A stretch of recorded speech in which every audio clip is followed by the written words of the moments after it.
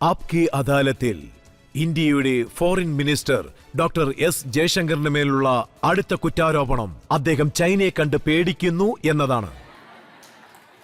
ഇപ്പോ ഈ കുറ്റാരോപണം ആരാണ് പറയുന്നതെന്ന് പറയേണ്ട ആവശ്യമൊന്നുമില്ല. നമ്മുടെ രാഹുൽ ഗാന്ധി സാറാണ്. അദ്ദേഹം കുറച്ചു ദിവസത്തിനു മുമ്പ് ലഡാക്കിൽ പോയിരുന്നു. അവിടെ അദ്ദേഹം പാങ്കോങ് തടാകത്തിലും പോയിരുന്നു. നമ്മുടെ ആയിരക്കണക്കിന് കിലോമീറ്റർ സ്ഥലം ചൈന എടുത്തിരിക്കുകയാണെന്ന് അദ്ദേഹം നിങ്ങൾക്കെതിരെ കുറ്റം ആരോപിച്ചിരിക്കുകയാണ്. കാരണം നിങ്ങളൊന്നും ചെയ്തില്ലെന്ന്. അദ്ദേഹം പാങ്കോങ്സോ പോയത് നല്ലൊരു കാര്യമാണ്. ഇപ്പോൾ അദ്ദേഹം ദൂരത്തിലൊരു ലാൻഡ് കണ്ടെന്ന് പറഞ്ഞില്ലേ? ആ ലാൻഡിന്റെ ചരിത്രം എന്താണെന്ന് ഞാൻ പറയാം. 1959 ചൈനക്കാർ വന്നായിരുന്നു. 1959-62 ഇടയ്ക്ക്, അതായത് ആ 3 വർഷത്തിൽ ആ ഏരിയയെ ആക്രമിച്ചിരുന്നു. 1962 നടന്ന വാറിൽ അവിടെ ഒരു പ്രധാനപ്പെട്ട സ്ഥലമുണ്ട്, ഖുൽനാക് ഫോർട്ട്. ആ സ്ഥലത്ത് ഇപ്പം ആക്രമിച്ചതല്ല, 1962 തന്നെ എടുത്തിരുന്നു. നമ്മുടെ ചൈനക്കാര് ആ ലാൻഡിനെ പറ്റി സംസാരിക്കുന്നതിന് മുമ്പ്, എല്ലാത്തിലും മുമ്പ്, ഒരു പക്ഷേ നമ്മുടെ ഭാരതത്തിന്റെ സ്ഥലം പോയിട്ടുണ്ടെങ്കിൽ, പറഞ്ഞത് സത്യമാ, ലാൻഡ് പോയിരുന്നു, 38,000 കിലോമീറ്റർ പോയിരുന്നു. പക്ഷേ 62-ല് പക്ഷേ മോദിജി ചൈനീസ് പ്രസിഡന്റിന് കൊടുത്തതായിട്ടാണ് പറയുന്നത്. 1962-ലോ എന്നുവെച്ചാ 2020-ല്. അപ്പം നമ്മള് ആ കോവിഡ് ലോക്ക്ഡൗണിലായിരുന്നു. ആ സമയത്ത് ചൈന എന്താ ചെയ്തതെന്ന് വെച്ചാൽ, നമുക്കും അവർക്കും നമ്മുടെ ഇടയിൽ 2 എഗ്രിമെന്റ്സ് ഉണ്ടായിരുന്നു. സോ ആ എഗ്രിമെന്റ് പ്രകാരം 2 വശത്തുനിന്നും മിലിറ്ററി ഫോഴ്സസ്, അതായത് അധികം മിലിറ്ററി ഫോഴ്സസിനെ ആ ബോർഡറിലേക്ക് കൊണ്ടുവരാൻ പാടില്ല. ഇത് നമ്മളുടെ ഇടയിലുള്ള ഒരു സോർട്ട് ഓഫ് റിട്ടൺ എഗ്രിമെന്റ് ആണ്. ഒരുപക്ഷെ ഫോഴ്സസ് അങ്ങനെ കൊണ്ടുവരികയാണെങ്കിൽ നമ്മളെ നേരത്തെ തന്നെ ഇന്റിമേറ്റ് ചെയ്യണം. ഈ എഗ്രിമെന്റ് ഒന്നും ഞങ്ങൾ ഇട്ടതല്ല. ആ സമയത്ത് 30 വർഷം മുമ്പ് നരസിംഹറാവു സാർ ഉള്ളപ്പോൾ ആ ഗവൺമെന്റിന്റെയാണ്. അതായത് കോവിഡ് നടന്നുകൊണ്ടിരുന്ന സമയത്ത് നമ്മൾ കൗണ്ടർ ഡിപ്ലോയ് ചെയ്യില്ലെന്ന് അവർക്ക് വിചാരിക്കാനുള്ള ചാൻസ് ഒക്കെ ഉണ്ട്. മോദിജി ആ സമയത്താണ് ഒരു തീരുമാനം എടുത്ത്, ഒരു പക്ഷേ ചൈനയുടെ അടുത്തുനിന്ന് നമുക്ക് എന്തെങ്കിലും അപകട സൂചന ലഭിച്ചാൽ ഫോഴ്സസ് ഡിപ്ലോയ് ചെയ്യണമെന്ന്. അപ്പോഴാണ് അദ്ദേഹം മൊത്തം എയർഫോഴ്സും നമ്മുടെ റെയിൽ സിസ്റ്റം എല്ലാം ഒന്ന് യൂസ് ചെയ്ത് ഫോഴ്സസിനെ ഡിപ്ലോയ് ചെയ്ത്. ആ സമയത്ത് എയർഫോഴ്സിൽ നിന്ന് മാത്രം 70,000, അതായത് നമ്മുടെ ആർമിയിലുള്ള സോൾജേഴ്സിനെ അവര് എയർലിഫ്റ്റ് ചെയ്തിരുന്നു. നമ്മള് ടാങ്ക്സും എയർലിഫ്റ്റ് ചെയ്തു, വലിയ വലിയ ഗൺസ് അതും എയർലിഫ്റ്റ് ചെയ്തു. അതായത് എല്ലാം തന്നെ എയർലിഫ്റ്റ് തന്നെ ചെയ്തു. ഈ ഏപ്രിൽ സമയം അവിടെ ഒരു മഞ്ഞ് കാലഘട്ടമാണ്. ഈ റോഡുകളൊന്നും നന്നായിരിക്കില്ല. അതായത് നിങ്ങൾക്ക് പിന്നെ മറ്റൊരു കാര്യം എന്താന്ന് വെച്ചാൽ, ഇതൊരു ബോർഡർ ഇൻഫ്രാസ്ട്രക്ചർ അല്ലേ, അതുകൊണ്ട് തന്നെ ഇത് ആരും ശ്രദ്ധിക്കാറേ ഇല്ല. ആ സമയത്ത് UPA ഗവൺമെന്റ് ഉള്ള സമയത്ത് ആ റെക്കോർഡ് ശ്രദ്ധിച്ചു നോക്കിയാൽ അതിൽ എന്താ പറയണമെന്ന് വെച്ചാൽ, ഒരുപക്ഷെ നമ്മൾ ബോർഡർ ഇങ്ങനെ തന്നെ വിട്ടാ ചൈനക്കാർക്ക് അകത്തേക്ക് പ്രവേശിക്കാൻ പറ്റില്ല. അത് അവരുടെ ചിന്ത അങ്ങനെയായിരുന്നു. ഈ ബോർഡറിന്റെ ഇൻഫ്രാസ്ട്രക്ചറിനെ പറ്റി ആരും അത്ര വലുതായിട്ട് കാര്യമാക്കിയില്ല. പക്ഷേ കഴിഞ്ഞ 10 വർഷത്തിൽ അവിടെ കുറെ ഡെവലപ്മെന്റ്സ് നടന്നു. പക്ഷേ ഡിപ്ലോയ് ചെയ്യുന്നത് അത്ര വലിയ എളുപ്പമുള്ള കാര്യമല്ലായിരുന്നു. പക്ഷേ ആ സമയത്തും, അതായത് 2020-ല് ഞങ്ങൾ അവിടെ ആയിരക്കണക്കിനുള്ള മിലിറ്ററി ഫോഴ്സസിനെ അയച്ചിരുന്നു, വെപ്പൺസ് അയച്ചിരുന്നു, ഡിപ്ലോയ് ചെയ്തു. ഒരുപക്ഷെ ഇന്ന് അവിടെ ആരെങ്കിലും അറ്റാക്ക് ചെയ്യാൻ വന്നാ, അല്ലെങ്കിൽ ഒരു യുദ്ധം നടന്നാ നമുക്കൊരു സുരക്ഷയുണ്ട്. ഇത് മോദിജി ഗവൺമെന്റ് കാരണം വന്ന ഒരു ഡിസിഷനാണ്. ലാൻഡിനെ പറ്റി നമ്മൾ ഇത്രയും ചിന്തിക്കണമെന്ന് ചോദിച്ചാൽ ചിന്തിക്കണം, ആരാണേലും ചിന്തിക്കണം. എനിക്കും ആ ചിന്തയുണ്ടല്ലോ.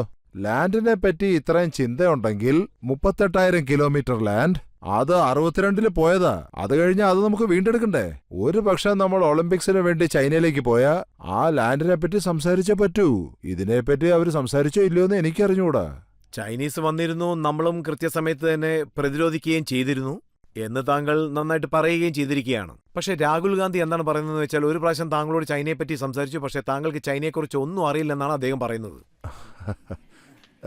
അതിപ്പോ ഞാനിപ്പോ എന്ത് പറയാനാ, എനിക്ക് അത് മനസ്സിലാക്കിക്കാൻ പറ്റിയില്ലെന്നാ തോന്നുന്നത്. ഒന്നുകിൽ പറയുന്ന ആൾക്ക് അറിവില്ലായിരിക്കും, അല്ലെ കേൾക്കുന്ന ആൾക്ക് അറിവില്ലായിരിക്കും.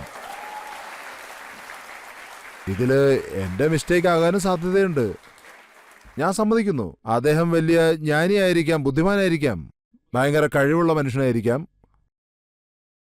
പക്ഷെ താങ്കൾ പല വർഷങ്ങളായി ചൈനയിൽ ഉണ്ടായിരുന്നു അല്ലേ? ഞാനൊരു 4.5 വർഷത്തേക്ക് അവിടെ അംബാസഡർ ആയിരുന്നു.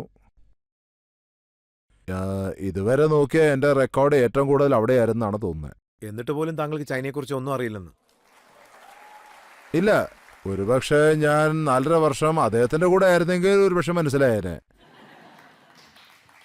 ഒരു കാര്യം ഈ രാജ്യത്തുള്ള ജനങ്ങൾ വളരെ വ്യക്തമായി മനസ്സിലാക്കണമെന്ന് ആഗ്രഹിക്കുന്നുണ്ട്. മോദിജി വളരെ വ്യക്തമായിട്ട് പറഞ്ഞിട്ടുണ്ട് ചൈന നമ്മുടെ 1 ഇഞ്ച് സ്ഥലം പോലും എടുത്തിട്ടില്ല എന്ന്. പക്ഷെ വീണ്ടും വീണ്ടും പലർ, അതായത് നമ്മുടെ രാഹുൽ ഗാന്ധി പറയുന്നുണ്ട്, പലരും പറയുന്നുണ്ട്, ഇന്റർനാഷണൽ മീഡിയയും പറയുന്നുണ്ട്, അതായത് മോദിജി നമ്മുടെ പ്രധാനമന്ത്രി ആയതിനു ശേഷം ചൈന നമ്മുടെ സ്ഥലങ്ങൾ ആക്രമിച്ചിട്ടുണ്ടെന്ന്. യാഥാർത്ഥ്യം എന്താണ്? അതായത് എന്താന്ന് വെച്ചാ സാറേ, നമ്മുടെ ഈ മിലിറ്ററി ഇല്ലേ, അവരെല്ലാവരും അവരവരുടെ ബേസ് ക്യാമ്പിലാണ് ഉണ്ടാവാറുള്ളത്. ബേസ് ക്യാമ്പിൽ അവിടെ നിന്നാണ് അവർ പോയി പാട്രോളിംഗ് ചെയ്യാറുള്ളത്. സോ നടുക്ക് ഇങ്ങനൊരു ബോർഡർ ലൈൻ ഉണ്ടെന്ന് വിചാരിച്ചോ. നമ്മൾ ആ ലൈനിന്റെ സൗത്ത് സൈഡിലാണ് ഉള്ളത്. സോ ഇവിടെ നിങ്ങൾ ശ്രദ്ധിച്ച ക്യാമ്പിനും ഈ ബോർഡർ ലൈനിന്റെ ഇടയിൽ കുറച്ച് ഡിസ്റ്റൻസ് കൂടുതലായിരിക്കും. അത് പിന്നെ അവരുടെ സൈഡിലും അതേപോലെ ആയിരിക്കും. അവരുടെ സൈഡിൽ ചില സ്ഥലങ്ങൾ കറക്റ്റ് ആണെന്ന് തോന്നുന്നുണ്ടെങ്കിൽ അവര് കഴിഞ്ഞ 40 വർഷമായിട്ട് ഇൻഫ്രാസ്ട്രക്ചർ റെഡിയാക്കിയിട്ടുണ്ട്. പക്ഷേ നമ്മൾ കഴിഞ്ഞ 10 വർഷം മാത്രമേ ഇൻഫ്രാസ്ട്രക്ചർ റെഡിയാക്കിയിട്ടുള്ളൂ. നമ്മളും ചെറുതായിട്ട് ഇംപ്രൂവ് ആയിക്കൊണ്ടിരിക്കുക. പക്ഷേ അവരുടെ ഇൻഫ്രാസ്ട്രക്ചർ കുറെ നാളായിട്ട് അവിടെ തന്നെ ഉണ്ടായിരുന്നു. ഇപ്പൊ എന്താ സംഭവിച്ചെന്ന് വെച്ചാൽ 2020 ശേഷം 2 സൈഡിലും ഫോർവേഡ് ഡിപ്ലോയ്മെന്റ് നടന്നിട്ടുണ്ട്. അതായത് ക്യാമ്പ് വിട്ട് പുറത്തേക്ക് വരാൻ തുടങ്ങി. നോർമലി ആർമിയിൽ എന്താ സംഭവിക്കണമെന്ന് വെച്ചാൽ നിങ്ങൾ പാട്രോളിംഗ് ചെയ്യാൻ പോകും, പക്ഷെ പെട്ടെന്ന് തിരിച്ചു വരും. അപ്പോഴാണ് നമുക്ക് പുറത്തു പോയി നമ്മുടെ പ്രസൻസ് കാണിക്കാൻ പറ്റുക. അതായത് ടെൻസില് അല്ലെങ്കിൽ ക്യാമ്പ്സില് അവിടെയാണ് പോസ്റ്റുകളുള്ളത്. അപ്പൊ അങ്ങനെ 2 പേരുടെ പോസ്റ്റ് മുമ്പിൽ തന്നെ വന്നു. പക്ഷെ ഇപ്പൊ നമ്മൾ ശ്രദ്ധിച്ച കഴിഞ്ഞ 3 വർഷം പല സ്ഥലങ്ങളിലുണ്ടായിരുന്നു. ആ പല സ്ഥലങ്ങളിലും നമ്മൾ വളരെ അടുത്തെത്തി എന്നുള്ളതാണ് സത്യം. അത് പിന്നെ ഈ ഗൽവാനില് നടന്ന ആ സംഭവമില്ലേ, അത് എന്തുകൊണ്ടാണ് നടന്നതെന്ന് വെച്ചാൽ അത് ഇതാണ് കാരണം. അതായത് 2 വശത്തു നിന്നും, അതായത് 2 പേരും വളരെ അടുത്തെത്തി. സോ നമ്മുടെ ശ്രമം ഉണ്ടായിരുന്നു, അവരും നന്നായിട്ട് ശ്രമിച്ചിരുന്നു. കഴിഞ്ഞ 3 വർഷമായിട്ട് നമ്മൾ 2 പേരും നമ്മളുടെ ഈ ഫോർവേഡ് ഡിപ്ലോയ്മെന്റ് നമ്മുടെ പോസ്റ്റിലേക്ക് തന്നെ തിരിച്ചു വന്നു. ശരി, ഓക്കെ. ചൈന നമ്മുടെ സ്ഥലങ്ങൾ ആക്രമിച്ചിട്ടില്ല, അതുപോലെ നമ്മൾ അവരുടെ സ്ഥലങ്ങൾ ആക്രമിച്ചിട്ടില്ലെങ്കിൽ തന്നെ എന്തിനു വേണ്ടിയാണ് 19 പ്രാവശ്യം മീറ്റിംഗ് നടന്നത്?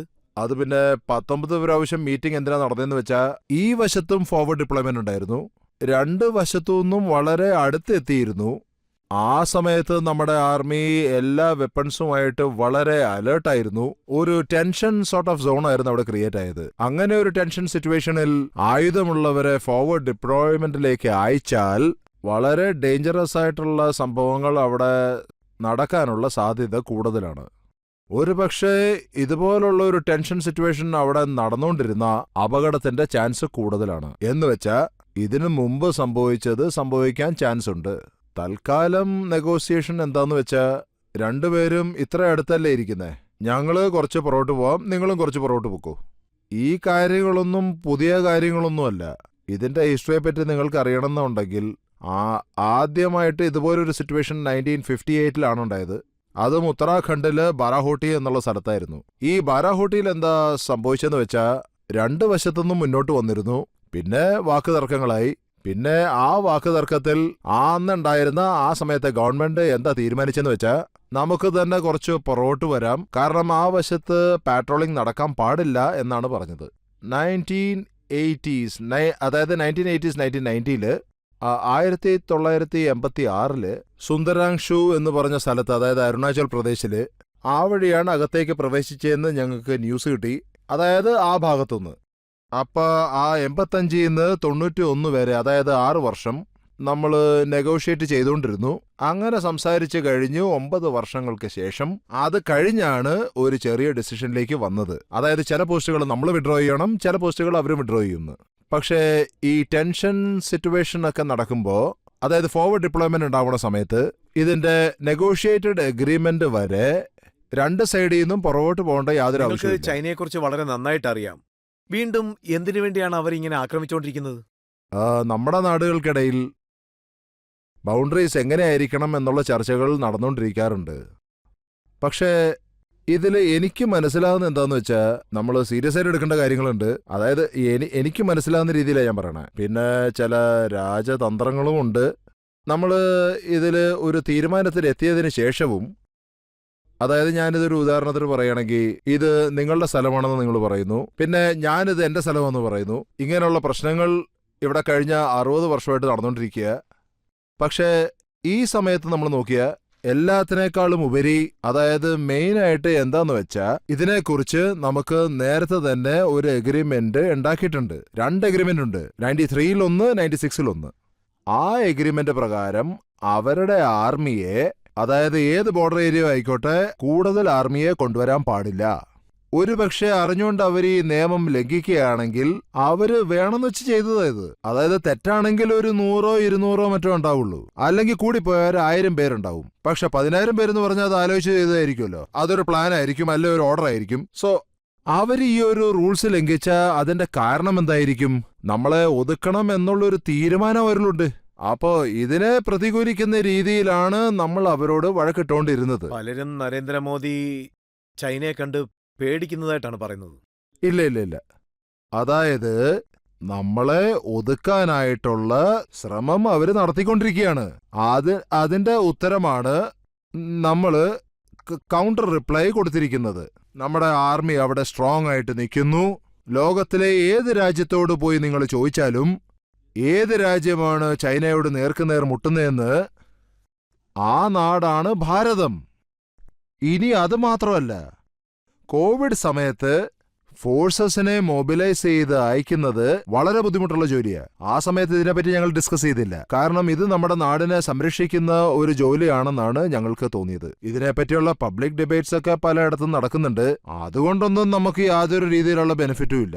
ഈ ട്രൂപ്സിന്റെ മൂവ്മെന്റ് കുറച്ച് അധികമായിട്ട് നടന്നുകൊണ്ടിരിക്കുന്നുണ്ടായിരുന്നു. ഇന്ന് ലോകത്ത് തന്നെ ഒരു രാജ്യം ചൈനയ്ക്കെതിരെ നിന്ന് യുദ്ധം ചെയ്യുന്നുണ്ടെന്ന് പറഞ്ഞിട്ടുണ്ടെങ്കിൽ അത് നമ്മുടെ ഭാരതം മാത്രമാണ്. ജയശങ്കർ സർ, നരേന്ദ്രമോദി പ്രധാനമന്ത്രി ആയതിനു ശേഷം അന്നു മുതൽ ഇന്ന് വരെ 18 പ്രാവശ്യം 1-to-1 മീറ്റിംഗ് നടന്നിട്ടുണ്ട് ചൈനീസ് പ്രസിഡന്റിന്റെ കൂടെ. നരേന്ദ്രമോദി അദ്ദേഹത്തിനെ ഭാരതത്തിലേക്ക് വിളിച്ചു, ഊഞ്ഞാലാട്ടിക്കൊടുത്തു. അദ്ദേഹത്തിന് നരേന്ദ്രമോദിജി കൊടുക്കാത്ത ബഹുമാനം ഒന്നുമില്ല. കാണുമ്പോൾ രണ്ടുപേരും നല്ല ബന്ധമുള്ളതുപോലെ നമുക്ക് തോന്നും. പക്ഷെ അവർക്കുള്ളിൽ അങ്ങനെയല്ലേ? രാജതന്ത്രപ്രകാരം ഓരോ രാജ്യവും മറ്റ് രാജ്യങ്ങളുടെ കൂടെ, പ്രത്യേകിച്ച് അയൽ രാജ്യങ്ങളുടെ കൂടെ നമ്മൾ നല്ല റിലേഷനൊക്കെ വെക്കണം എന്നൊക്കെ പറയാറുണ്ട്. അത് വളരെ കോമൺ ആയിട്ടുള്ളൊരു കാര്യമാണ്. പക്ഷെ ചില സമയങ്ങളിൽ നമ്മുടെ ഈ അയൽ രാജ്യങ്ങൾ, അവരുമായിട്ട് നമുക്ക് ചില സ്ഥലത്തിന്റെ പ്രശ്നങ്ങളൊക്കെ വരാൻ സാധ്യതകളുണ്ട്. അതും നമുക്ക് മാനേജ് ചെയ്തേ പറ്റൂ. നിങ്ങൾ കഴിഞ്ഞ 10 വർഷം ഒന്ന് ശ്രദ്ധിച്ചു നോക്കിയാൽ എന്ത് ഡിഫറൻസ് ആണുള്ളത്? ആ ഡിഫറൻസ് എന്താണെന്ന് ചോദിച്ചാൽ, 2014 തൊട്ട് നമ്മുടെ ബോർഡർ ഇൻഫ്രാസ്ട്രക്ചറിൽ അവിടെ ഉണ്ടായ വളർച്ച ഒന്ന് ശ്രദ്ധിച്ചു നോക്കിയാൽ, അവിടുത്തെ റോഡ് നിർമ്മാണ ജോലി, പിന്നെ ടണൽസ് ഒക്കെ ഉണ്ടാക്കുന്ന ജോലി, പിന്നെ അതിനോടൊപ്പം ബ്രിഡ്ജസ് ഒക്കെ പണിയുന്ന ജോലി, ഇതൊക്കെ ഇരട്ടി, 3 ഇരട്ടി, 4 ഇരട്ടിയായിട്ട് അവിടെ നടന്നുകൊണ്ടിരിക്കുക. ഒരുപക്ഷെ നമ്മുടെ സ്ഥലത്തു നിന്നാണ് ഈ ഡിപ്ലോയ്മെന്റ് ഉണ്ടാവണമെന്ന് വെച്ചാൽ 2014 അല്ല അതിനു മുമ്പോ ഇത് ഉണ്ടായിട്ടേ ഇല്ല. നമുക്ക് ആ ഭാഗത്ത് പോകാനുള്ള ലോജിസ്റ്റിക്സോ അല്ല വഴികളോ ഉണ്ടായിരുന്നില്ല. നമ്മൾ തന്നെ അതെല്ലാം മെയിൻറ്റെയിൻ ചെയ്തേ പറ്റൂ. നിങ്ങൾ തന്നെ ഒന്ന് ആലോചിച്ച് നോക്കിയേ. അവിടെ ടെമ്പറേച്ചർ -20, -30 ഉള്ള സ്ഥലമാ. വർഷം മുഴുവനും അവിടെ ഐസ് കെട്ടി കിടക്കുകയായിരിക്കും. അവിടെയുള്ള ജനങ്ങൾ വെള്ളം കുടിക്കണമെങ്കിൽ ഈ ഐസ് ഉരുക്കിയായിരിക്കും കുടിക്കുന്നത്. സോ അവിടെയുള്ള ബുദ്ധിമുട്ടുകളൊന്നും മനസ്സിലാക്കണം. അങ്ങനെയുള്ള ബുദ്ധിമുട്ടുകൾക്കിടയിൽ ഞങ്ങള് നമ്മുടെ ആർമി അവിടെ ഡിപ്ലോയ് ചെയ്യണമെങ്കിൽ ഇതെല്ലാം ഞങ്ങൾ അവിടെ മെയിൻറ്റെയിൻ ചെയ്തിരിക്കണം. യെസ്, ഇത് നമുക്ക് സമ്മതിച്ചു കൊടുത്തേ പറ്റൂ. അതിനോടൊപ്പം അവിടെ വേറൊരു കാര്യം കൂടെ മനസ്സിലാക്കാനുണ്ട്. അവിടുത്തെ ഈ വഴക്ക് ഇപ്പോഴും നടന്നുകൊണ്ടിരിക്കുക. പിന്നെ ഇതെല്ലാം നടന്നുകൊണ്ടിരിക്കുന്ന സമയത്ത് നിങ്ങൾ ഫോർവേഡ് ഡിപ്ലോയ്മെന്റ് ചെയ്തു കഴിഞ്ഞു. നമ്മുടെ ഇവിടെയുള്ള ജനങ്ങൾ, നിങ്ങളെന്താ പേടിച്ചുപോയോ, നിങ്ങളെന്താ തോറ്റുപോയോ, ഇങ്ങനെല്ലാം ചോദിച്ചുകൊണ്ടിരുന്ന ആർമിയുടെ ധൈര്യം എന്താ കൂടാൻ സാധ്യതയുണ്ടോ? അപ്പോ 62-ല് ഈ വലിയ യുദ്ധം നടക്കുമ്പോ നമ്മുടെ രാജ്യത്തെ ജനങ്ങളൊക്കെ ഒന്നായിട്ട് നിന്നിരുന്നു. അതുമാത്രമല്ല, കാർഗിൽ യുദ്ധം നടക്കുമ്പോഴും, അതായത് ഇതിനു മുമ്പ് രാജ്യത്തിൽ എന്ത് പ്രശ്നം നടന്നപ്പോഴും, ആ സമയത്തൊക്കെ ജനങ്ങൾ അവരുടെ സ്വന്തം പ്രശ്നങ്ങളൊക്കെ മാറ്റിവെച്ചിട്ട് നാടിനു വേണ്ടി എല്ലാവരും ഒരുമിച്ച് സപ്പോർട്ടീവായിട്ടുണ്ടായിരുന്നു. ഇത് വളരെ ബുദ്ധിമുട്ടുള്ള ഒരു കാര്യമാണ്. ഇവിടെ ഇപ്പൊ ജനങ്ങൾ സപ്പോർട്ട് ചെയ്യുന്നതിന് പകരം എല്ലാവരും അവരവരുടെ രീതിയിൽ അവരവരുടെ അഭിപ്രായങ്ങൾ, അതായത് ഇവിടെയുള്ള ചില മനുഷ്യര് ചില കാര്യങ്ങളൊക്കെ പറയുന്നുണ്ട്. നിങ്ങൾക്ക് തന്നെ അറിയാം, ഇത് 62-ൽ നടന്ന സംഭവമാണ്. ഇപ്പൊ റീസെന്റ് ആയിട്ട് നടന്നൊരു കാര്യമാണ്. ചൈനയില് അവരുടെ ബോർഡറിൽ ചെറിയ ചെറിയ സ്ഥലങ്ങളൊക്കെ ഇങ്ങനെ തയ്യാറായിക്കൊണ്ടിരിക്കുക. അതുകൊണ്ട് വലിയ വലിയ പ്രശ്നങ്ങളൊക്കെ ഉണ്ടായിട്ടുണ്ട്. അരുണാചൽ പ്രദേശിലെ ഒരു ബോർഡർ വില്ലേജ് എന്ന് പറയും. ഇപ്പോൾ ഉള്ള അതേ സ്ഥലത്താണ് 1959-ല് ചൈന ആക്രമണം നടത്തിയതും. ഇപ്പൊ അതിനെപ്പറ്റിയുള്ള ചർച്ച പാർലമെന്റിൽ നടക്കുന്നുണ്ട്. എപ്പോ? 1959-ലെ. ഇപ്പോ ഇന്ത്യക്കെതിരായിട്ട് അവര് അരുണാചൽ പ്രദേശിന്റെ ഒരു മാപ്പ് തയ്യാറാക്കിയിട്ടുണ്ട്. ഇല്ല, അരുണാചൽ പ്രദേശിനെ പറ്റി അവർ വിചാരിച്ചുകൊണ്ടിരിക്കുന്ന കാര്യം തന്നെ മുഴുവൻ തെറ്റാ. നിങ്ങൾ ആ കാര്യം വിട്ടേക്ക്. ആ മാപ്പ് ആരും അംഗീകരിക്കുന്നില്ല. കാരണം സ്ഥലം നമ്മുടേതാണ്, പക്ഷെ പേര് മാത്രം അവരുടേതാണ് വെച്ചിരിക്കുന്നത്. അവരുടെ പേരാണെങ്കിലും ആ സ്ഥലം നമ്മുടേതാണേ. സോ അത് വേറെ കാര്യം. പ്രധാനപ്പെട്ട കാര്യം എന്താന്ന് വെച്ചാൽ, തെറ്റായ ചില കാര്യങ്ങൾ ഇപ്പൊ ചർച്ചയിൽ നടന്നുകൊണ്ടിരിക്കുന്നുണ്ട്. അതായത് ഇതിനു മുമ്പ് നടന്ന കാര്യങ്ങളെല്ലാം, അതായത് 62 നടന്ന കാര്യങ്ങളും പിന്നെ അത് കഴിഞ്ഞിട്ട് നടന്ന കാര്യങ്ങളെല്ലാം, അതിന്റെ വാസ്തവികത മനസ്സിലാക്കാതെ തെറ്റ് ചെയ്തത് ആരോ അതെല്ലാം നമ്മുടെ പുറത്തേക്ക് ഇപ്പൊ അടിച്ചേൽപ്പിക്കുകയാണ്. രാഹുൽ ഗാന്ധി ബ്രസൽസിലുള്ള സമയത്ത് ഇവിടെ G20 സമ്മേളനം നടക്കുമ്പോൾ അദ്ദേഹം യൂറോപ്പിൽ വെച്ച് എന്ത് പറഞ്ഞെന്ന് വെച്ചാ, അതായത് ചൈനയ്ക്ക് ഒരു വിഷൻ ഉണ്ടെന്ന്, പക്ഷേ മോദിയുടെ അടുത്ത് ഒരു വിഷനും ഇല്ലെന്ന്. ഇതിനെല്ലാം സമയമാണ് ഉത്തരം തരേണ്ടത്. നമ്മുടെ നാട്ടില് ഇത്രയും വലിയ, അതായത് ചരിത്രത്തിൽ പോലും നടക്കാത്തൊരു കാര്യം, അതായത് ഇത്രയും വലിയൊരു സമ്മിറ്റ് നടക്കുന്നു. ഇത് നമ്മൾ എല്ലാവരും ചേർന്ന് അഭിമാനിക്കേണ്ട ഒരു കാര്യമാണ്. ഇതിപ്പോ നമ്മൾ പുറത്തുപോയി വേറെ ഒരു രീതിയിലാണ് പോർട്രേ ചെയ്യാൻ ആഗ്രഹിക്കുന്നത് വെച്ചാൽ അത് അവരുടെ കാര്യമാണ്. ചിലപ്പോഴൊക്കെ നമ്മൾ നമ്മുടെ യഥാർത്ഥ മൊഹരൂപം പുറത്ത് കാണിക്കാൻ ആഗ്രഹിക്കാറില്ലേ, അതുപോലെ തന്നെ. ഉദാഹരണത്തിന് നമ്മുടെ ചൈനയുടെ ബെൽറ്റ് ആൻഡ് റോഡ്. നിങ്ങൾക്കറിയാമല്ലോ, ഇത് ചൈനയുടെ ഏറ്റവും വലിയ കണക്ടിവിറ്റിയാണ്. ലോകം മുഴുവനും അവർ ഇതുകൊണ്ട് തന്നെ അവരുടെ ഇൻഫ്രാസ്ട്രക്ചറൊക്കെ ചെയ്തുകൊണ്ടിരിക്കുകയാണ്. അവരവരുടെ ബെൽറ്റ് ആൻഡ് റോഡാണ് അഭിനന്ദിച്ചുകൊണ്ടിരിക്കുന്നത്. ഇതേ belt and road Pakistan occupied Kashmir വഴി പോകുന്നുമുണ്ട്. നിങ്ങൾ ഈ ബെൽറ്റ് ആൻഡ് റോഡിനെ പറ്റി ഇത്രയധികം സംസാരിക്കുന്നുണ്ടല്ലോ, നിങ്ങളുടെ വായിന്ന് 2 വാക്ക് നിങ്ങൾക്ക് സത്യത്തിൽ പറഞ്ഞുകൂടെ? ഞങ്ങളുടെ സോവറിനിറ്റിയും ടെറിട്ടോറിയൽ ഇന്റഗ്രിറ്റിയും മറികടക്കുന്നു എന്നും പറഞ്ഞുകൂടെ? സോ ഇപ്പൊ നിങ്ങൾക്ക് മനസ്സിലാകുന്നില്ല അവർ മനസ്സിൽ എന്താ വിചാരിക്കണേന്ന്. ആദ്യമായിട്ടാണ് ചൈനയെക്കുറിച്ച് ഇത്ര വ്യക്തതയോടെ പറഞ്ഞിരിക്കുന്നത്. ജനങ്ങൾക്കും അത് മനസ്സിലായി കാണുമെന്ന് കരുതുന്നു. ചൈനയെക്കുറിച്ച് ആർക്കെങ്കിലും എന്തെങ്കിലും ചോദ്യങ്ങൾ ചോദിക്കാനുണ്ടോ? നിങ്ങളുടെ അടുത്ത് എന്റെ ചോദ്യം എന്താന്ന് വെച്ചാൽ, മിസ്റ്റർ രാഹുൽ ഗാന്ധി ചൈനയെ ബ്രീഫ് ചെയ്യുന്നുണ്ടോ? ശരി, ഇവിടെ ഇരിക്കുമ്പോ അവരോട് ഈ ചോദ്യം ചോദിക്കൂ. പക്ഷേ എനിക്കറിയാവുന്നിടം വരെ ഇത് ശരിയാണ്. അതായത് ഒരിക്കൽ, സത്യം പറഞ്ഞാൽ ഏതാണ്ട് 2017-ൽ നടന്ന ഒരു ഇൻസിഡന്റ് അന്ന് തോന്നുന്നു. ആ സമയത്ത് ഡോക്ലാമില് ഭൂട്ടാനിലൊരു പ്രശ്നം നടക്കുന്നുണ്ടായിരുന്നല്ലോ. നമുക്കും ചൈനയ്ക്കും ഇടയ്ക്ക് ഒരു ചെറിയ യുദ്ധം നടക്കുന്നുണ്ടായിരുന്നു. ആ സമയത്ത് അവര് ചൈനീസ് അംബാസഡറിനെ മീറ്റ് ചെയ്തിട്ടുണ്ടായിരുന്നു. ഞങ്ങൾക്ക് സത്യത്തിൽ അത് വലിയൊരു അതിശയമായിരുന്നു. അതായത് നമ്മുടെ ഇന്ത്യൻ ആർമി ചൈനയുടെ ആർമിയായിട്ട് യുദ്ധം ചെയ്തുകൊണ്ടിരിക്കുകയാണ്. ഒരുപക്ഷെ നിങ്ങൾക്ക് ബ്രീഫിംഗ് വേണമെങ്കിൽ, കാരണം ആ സമയത്ത് ഞാൻ പൊളിറ്റിക്സിലായിരുന്നു, ഞാൻ ഫോറിൻ സെക്രട്ടറി ആയിരുന്നു. ഒരുപക്ഷെ നിങ്ങൾക്ക് ബ്രീഫിംഗ് വേണമായിരുന്നെങ്കിൽ നിങ്ങൾക്ക് എന്നെ വിളിക്കായിരുന്നു, ഞാൻ പറഞ്ഞു തരില്ലായിരുന്നോ? നിങ്ങൾക്ക് ചൈനീസ് അംബാസഡറായിട്ട് ബ്രീഫിംഗ് എടുക്കേണ്ട വല്ല കാര്യം ഉണ്ടായിരുന്നോ? സോ അതാണ് കാര്യം. ഒരു മനുഷ്യനും എല്ലാവർക്കും അവരുടേതായിട്ടുള്ള വഴികളുണ്ട്.